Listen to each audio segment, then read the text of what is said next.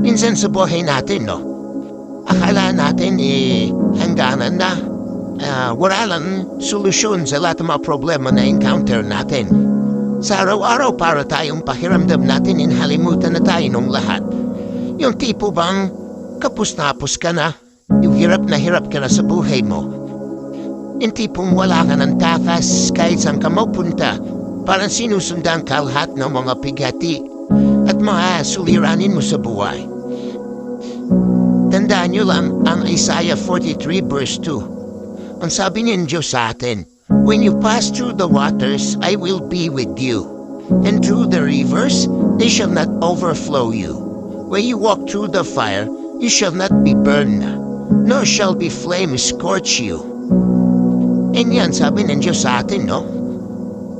Kaya tulad natin ang buhay natin. Patuloy lang tayo